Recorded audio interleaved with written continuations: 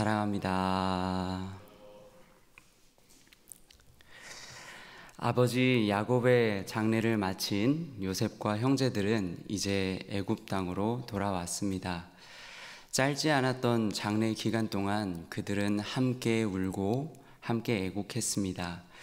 그렇게 장례 일정을 마치고 애굽으로 돌아왔을 때 그래도 형제들의 관계는 조금 더 좋아지지 않았을까요? 그런데 오늘 말씀 본문 15절을 보면 그렇지만은 않았던 것 같습니다. 요셉의 형들은 그들의 아버지가 죽었음을 보고 요셉이 혹시 우리를 미워하지는 않을까, 우리가 요셉에게 행했던 그 모든 악을 요셉이 갚으려고 하지는 않을까 두려워했다고 성경은 기록합니다. 자신들이 지었던 그 죄 때문에, 그리고 지금 곁에 아버지가 안 계신다는 사실 때문에 그들은 또 한 번 큰 두려움 가운데 빠지게 된 것입니다. 이처럼 야곱의 가정은 여전히 하나 되지 못하고 또 긴장감 가운데 있었다는 것을 우리는 확인할 수 있습니다. 그런데 오늘 본문 끝에 하나님께서는 놀랍게도 동일한 상황 가운데 동일한 상황 가운데 놓여있는 요셉을 사용하셔서 형들의 그 두려운 마음을 위로하시고 이 야곱의 가정에 오랫동안 자리 잡아 있었던 문제들을 해결하시는 것을 우리는 볼 수 있습니다. 그래서 저는 오늘 이 요셉의 이야기를 통해 하나님께서 오늘 우리에게 두신 계획이 무엇인가, 그리고 그 일을 위해서 오늘 다시 한번 우리에게 알게 하시는 것이 무엇인가, 그것에 대해서 짧게 나누어 보려고 합니다. 요셉은 분명 지울 수 없는 상처를, 잊을 수 없는 그 상처를 받았던 사람이었습니다.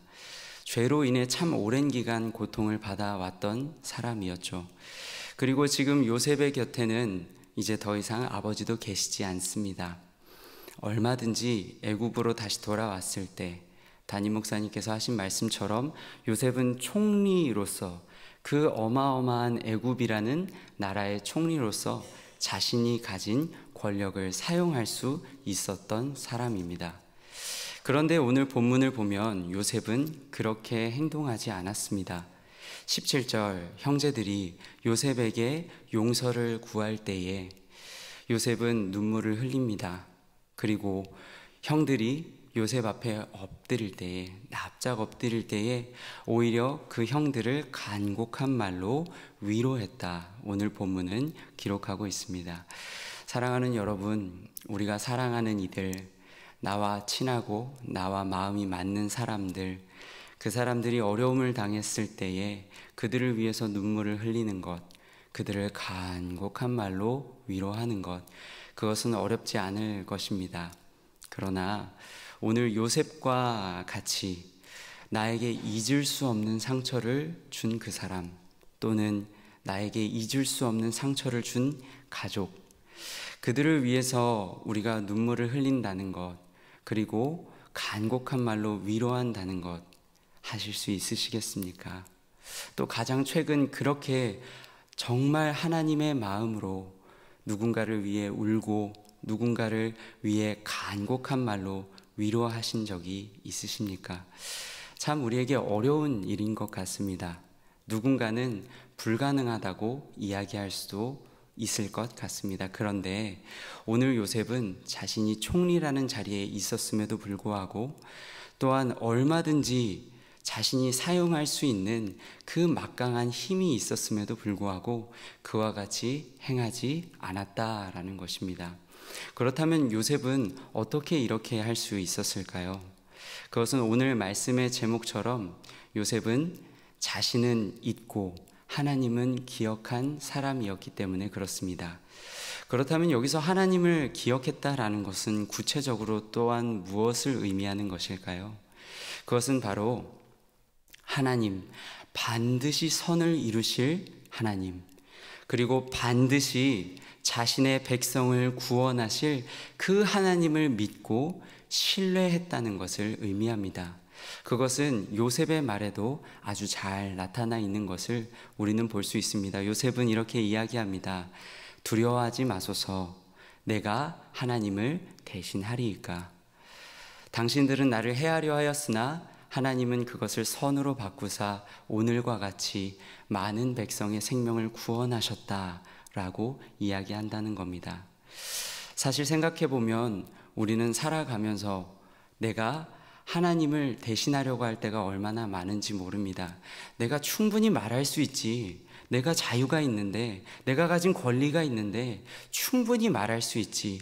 하나님을 대신하려고 할 때가 우리의 삶에서 크고 작게 있지는 않은가 합니다. 그러나 오늘 애굽이라는 나라의 총리로 있으면서 최고의 지혜, 최고의 지식을 가진 사람으로서 총리의 자리에 있으면서도 요셉은 자신의 그 모든 지혜, 자신의 권리, 자신의 그 자유를 의지하지 않고 오히려 자신이 일평생을 통해서 겪었던 하나님을 신뢰합니다. 이해하지 못할 상황에도 반드시 선을 이루시는 분, 이해하지 못할 상황에도 반드시 그의 백성을 구원하시는 그 일을 이루시는 분을 바라보았다라는 것입니다.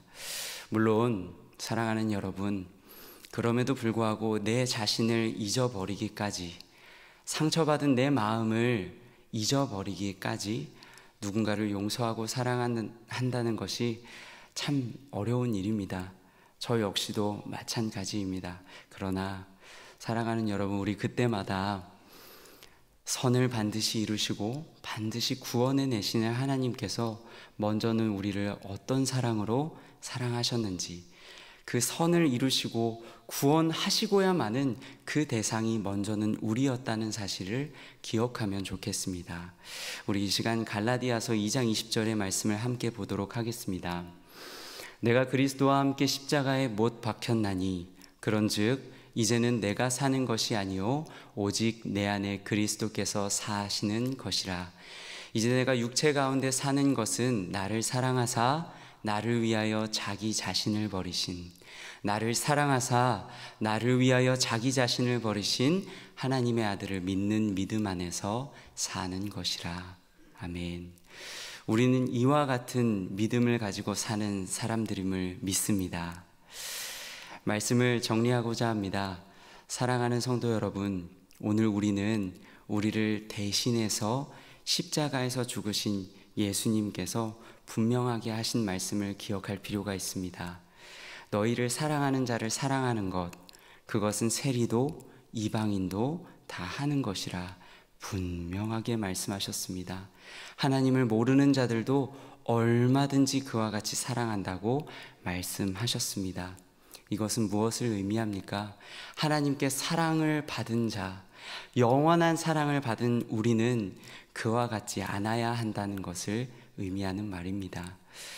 간절히 바라기로는 오늘 이 새벽에 우리에게 주신 말씀 꼭 기억하며, 먼저는 우리 기도할 때 하나님께서 우리가 얼마나 갚을 수 없는 사랑받은 자들임을, 갚을 수 없는 용서받은 자들임을 우리가 기억나게 해주시기를 축복합니다.